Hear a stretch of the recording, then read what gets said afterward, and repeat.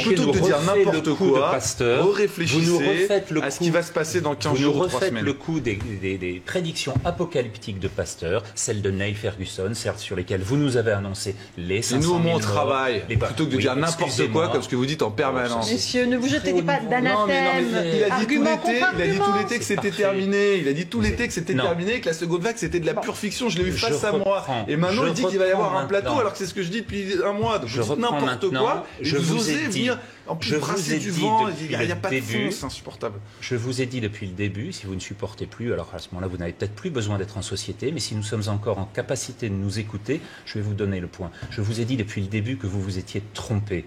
C'est vous qui dites n'importe quoi. Je vous ai dit depuis le début que vous avez annoncé des deuxièmes vagues depuis le mois d'avril, pour le mois de juin, pour le mois de juillet. Il se passe quoi là alors ? Il n'y en a pas eu. Il se passe quoi là ? Alors il se passe quelque chose que je vais vous montrer. Grand spécialiste du Covid. Qu'est-ce qui se passe ? Je vais vous montrer. Mais c'est du très haut niveau. Continuez. Non, mais il n'y a pas besoin de... grand spécialiste tout On veut débattre, docteur Blachier, dans le respect des interlocuteurs qui sont sur ce plateau.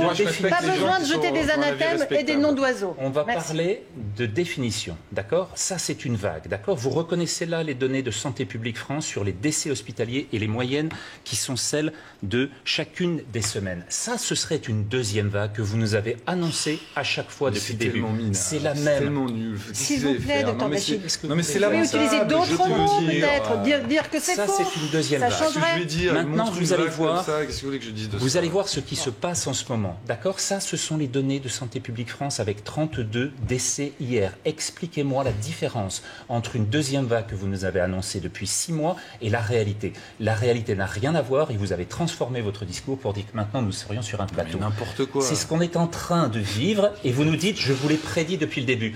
Donc restez humble, si vous voulez bien. Restez dans votre case. On ne vous mettra pas d'accord ce soir. Juste pour lui répondre. Oui, mais alors, s'il vous plaît, choisissez vos termes, docteur Blachier. Non, mais il faut s'il vous plaît.